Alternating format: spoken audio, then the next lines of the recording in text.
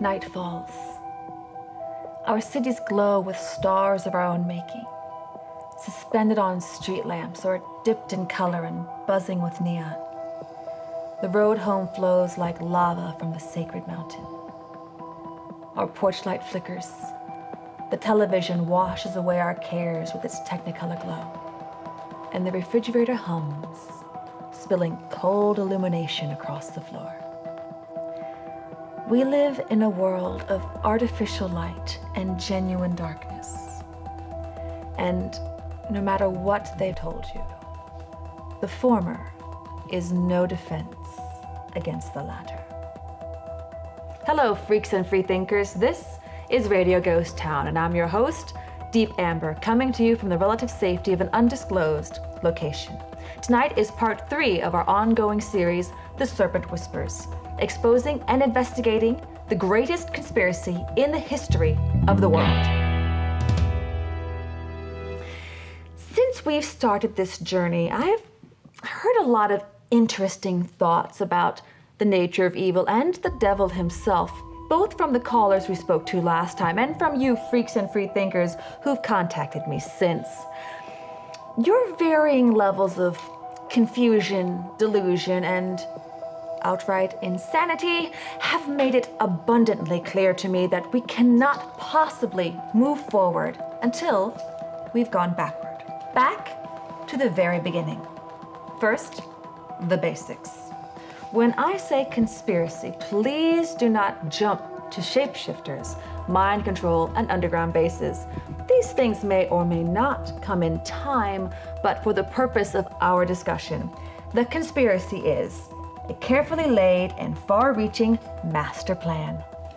No tinfoil hat required. The plan is threefold, a threefold chord, as it were. First, its foundational lie. The grand conspiracy has one master lie at its core. All of its lesser lies can be traced back to this one, like the branches of a tree. 2, window dressing. The grand conspiracy is artfully cloaked with pageantry and charade so that even when you see it, hopefully, you won't know what you're looking at.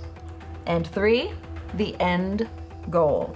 This is the solitary focus of all grand conspiracy machinations.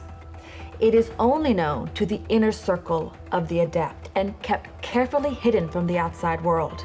There is a false goal offered to the initiates, but we'll get to that later. Now, it's time to put the first pin in our conspiracy board. Excuse me, Deep Amber. We're having some interference again with the technology. This, freaks and freethinkers, is Travis, Radio Ghost Town's unpaid intern. We've been having some equipment problems, and I asked him to keep me informed. I don't think it's our equipment, ma'am. I think it's from the outside. Do you think or do you know? I know. Out of 100? About 85%. Okay, call that friend of mine. He'll be able to track it down here. Use my phone or he won't answer. Yes, ma'am. Now, where were we, freaks and freethinkers? Yes, the first pin in our conspiracy board. We're lucky, if you'll pardon my use of the word. We already know who's at the root of this particular bit of intrigue. It's the serpent himself, the devil. Now, all my atheists, secular humanists, pagans, and assorted non-believers out there, don't panic and don't tune out. I'm not talking about a guy in red long johns with horns and a tail. You'll find plenty to sink your teeth into as we dig deeper. And I double dog dare you to set aside your prejudices and preconceived notions and just come along for the ride. That said, this episode will have more significance to my fellow Christians, but the rest of you can act as our control group and follow along from the outside as impartial observers. You might see something we missed. So, our first pin goes right between the eyes of the devil himself at the moment of his fall. Let's take all the supernatural woo-woo elements out of this for a moment and talk about this thing like it's something ordinary. We've seen this story play out a million times before on lesser stages throughout history and on literal stages throughout our entertainment spheres. The hero is betrayed by a close associate. The betrayer is ejected from the hero's life physically, emotionally, or both. The betrayer goes into hiding, plotting revenge, emerges a villain, wreaks havoc on everything the hero holds dear. Now our hero has to stop the villain, reverse the damage done, and generally put things right again. That's the basic outline of a vast majority of comic book origin stories, and there's a reason for that. It feels familiar, doesn't it? It smacks of truth. This is a plot line that is ingrained in our DNA. Satan betrays the God who made him, and he's booted out of heaven. He lurks in the shadows of a dark and formless void until God decides to introduce mankind onto the world stage. Old Beelzebub can't have that. He sees an opportunity to hurt an untouchable God by hurting something God loves, something that definitely can be touched and lied to and deceived and manipulated. And he's been doing it ever since. He slithered into the garden to sell humanity the foundational lie, part one of the grand conspiracy. And that lie is simply this, that he, Satan, is our friend, our ally. He is Lucifer, the light bringer. He wants to free us, to teach us to ascend so we can become our own gods. All we need is him in any one of his countless disguises. And if we will only worship him, he will give us all the kingdoms of the world. That's it. Every branch of the conspiracy tree, if traced back far enough, will lead to that, the mother of all deceptions told by the father of lies. This is, in fact, the only lie Satan really cares to tell. He repackages it occasionally, puts a new face on it, a goddess, an ascended master, an alien entity, but beneath the wrappings, there it is, the snake in the tree, whispering, "Trust me. Worship me, and I will make you as God." If you've been paying attention, you might recognize that scene from a Bible story. But you're my star pupil if you realize it actually happened twice. First, Adam and Eve in the garden, where they fell to the curse that still haunts our world. But the second recorded airing of Satan's favorite pickup line had a very different outcome. You see, he tried to con a man in Galilee named Jesus about 2,000 years ago into buying the same bill of goods, and well, that time, things didn't turn out so well for the snake. Check it out. The whole adventure is recorded in Matthew 4, 1 through 11. Now, the first step for us as investigators is not to fall for the foundational lie of the very conspiracy we are working to expose. And that, freaks and freethinkers, will require steadfast vigilance, because this lie, the foundational lie of the grand conspiracy, has infiltrated every facet of our society. So before we go any further, let me spell it out for you. Feel free to record and play it back whenever you need a dose of antivenom. The serpent, in whatever form he chooses to present himself, is not your friend. He hates you and everything you stand for. Yes, you, personally. He is your enemy, your opponent. He is the darkness that clouds men's minds. He poisons everything he touches. He wants your worship, your life, and your soul in that order, and he will lie, cheat, steal, kill, and destroy to get it. In his hands, you are a pawn and a meat puppet to be used, abused, and consumed.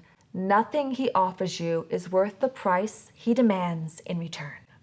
He is not an anti-hero. He is not misunderstood. He is a murderer and has been from the beginning. Don't listen to a word he says.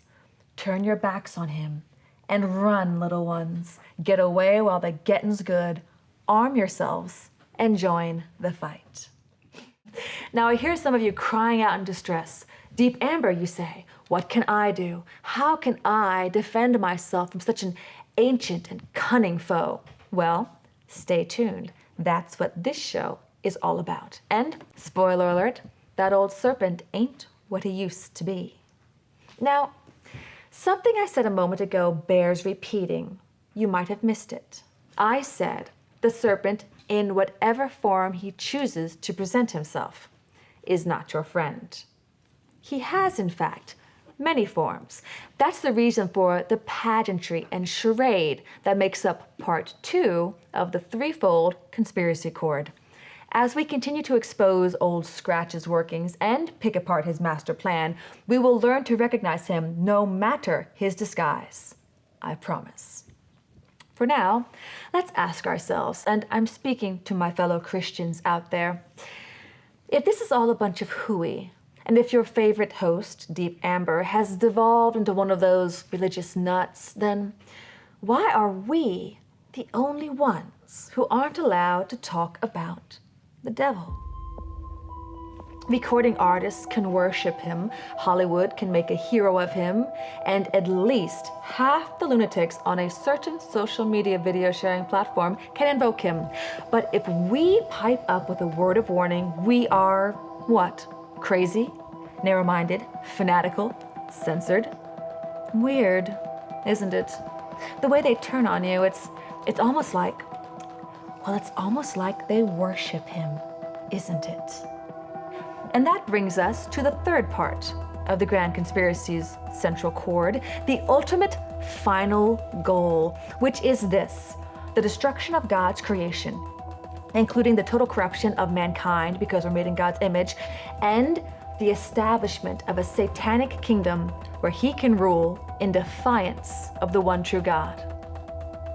Stay tuned, freaks and freethinkers. This is only the beginning. It gets crazier the deeper we dig. I'll show you how the whole world has been tricked into playing a part in the end goal, how people whose names you know are in league with the serpent, knowingly, and willing to sacrifice you in the process. I'll teach you how to outwit mankind's oldest and most insidious enemy, and we'll talk about his ultimate and inevitable defeat and how we can all be on the winning side. But now, for the record, Satan is alive and active in the world today. He is your mortal enemy with just one goal: to destroy you, body and soul. The good news is, we have a champion. His name is Jesus, and Jesus is the only way to God. The scriptures are our only source for absolute truth, and together they are our only hope for salvation. I'm Deep Amber, and this is Radio Ghost Town. Thanks for watching. At Fly By Light Media, we choose freedom over comfort and truth over popularity. We hope you will too. You can buy cool tees like this one in the link in the description, and also click over here to watch more videos. Together, we are Fly By Light Media, and we rise to shine.